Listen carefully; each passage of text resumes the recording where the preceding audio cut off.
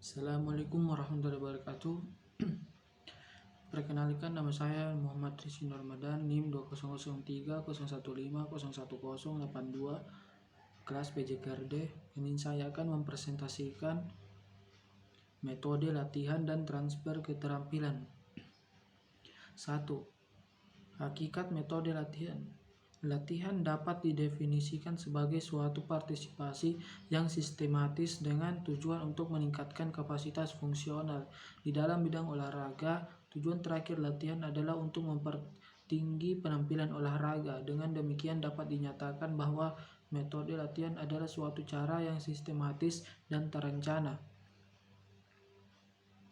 yang berfungsi sebagai alat untuk meningkatkan fungsi fisiologis, psikologis, dan keterampilan gerak agar memiliki keterampilan yang lebih baik pada suatu penampilan khusus.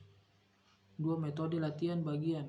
Metode latihan bagian adalah salah satu cara pengorganisasian bahan pelajaran dengan menitikberatkan pada penyajian elemen-elemen dari bahan pelajaran.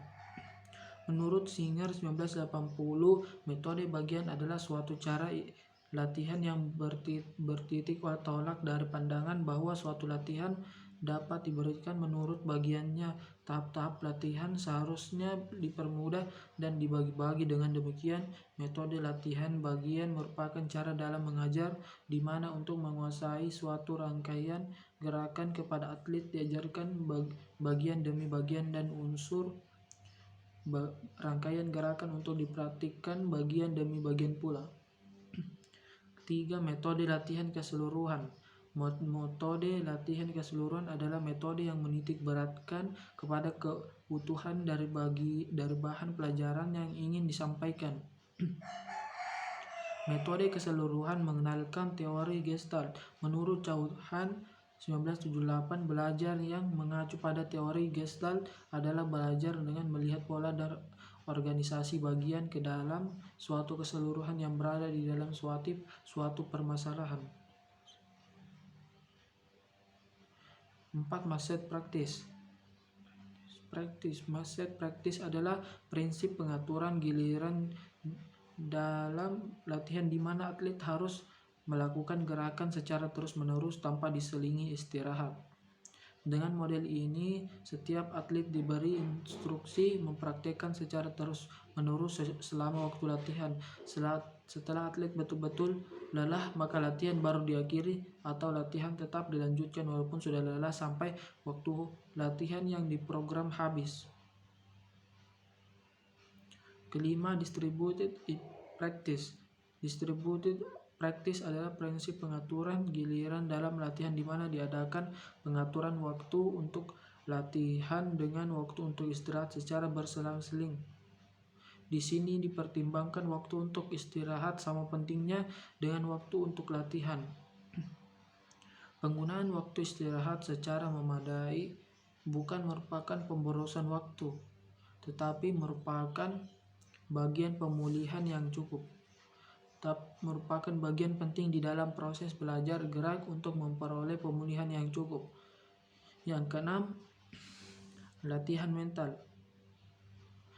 Drowatsky 1981 mendefinisikan latihan mental adalah suatu metode mengajar yang tidak memerlukan suatu respon yang tampak pada bagian dari atlet. Pada seseorang melakukan latihan mental, maka ia tidak menggerakkan otot-otot tubuhnya, sehingga tidak dapat diamati secara aktual oleh orang lain. Atlet tersebut membayangkan mengenai gerakan yang akan ditampilkan.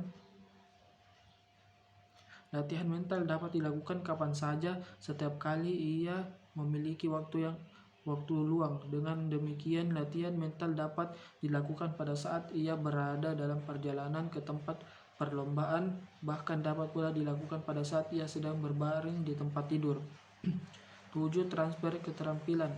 Sebagaimana dijelaskan oleh Drowatsky 1981, transfer of learning akan terjadi apabila hal-hal yang telah dipelajari dengan hal-hal yang akan dipelajari terdapat unsur-unsur yang sepadan. Nilai transfer yang demikian biasa disebut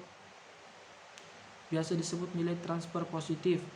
Menurut Magee 1980 menjelaskan bahwa dalam belajar keterampilan motorik juga terdapat nilai transfer negatif. Artinya kemampuan yang telah dimiliki merupakan hambatan untuk mempelajari keterampilan yang baru. Sebagai contoh, kemampuan bermain tenis lapangan. Terjadi transfer negatif apabila digunakan untuk belajar bermain tenis meja. Rangkuman. Metode latihan suatu cara yang sistematis dan terencana yang berfungsi sebagai alat untuk meningkatkan fungsi fisiologis, psikologi, dan keterampilan gerak agar memiliki keterampilan yang lebih baik pada suatu penampilan khusus. Metode latihan bagian adalah salah satu cara pengorganisasian bahan pelajaran dengan menitik beratkan pada penyajian elemen dari bahan pelajaran. Metode latihan keseluruhan adalah metode menitik beratkan kepada keutuhan dari bahan pelajaran yang ingin disampaikan. Method practice adalah prinsip pengaturan giliran dalam latihan di mana atlet harus melakukan gerakan secara terus-menerus tanpa diselingi waktu istirahat. Distributed practice adalah prinsip pengaturan giliran dalam latihan di mana diadakan pengaturan waktu untuk latihan dengan waktu untuk istirahat secara selang-seling.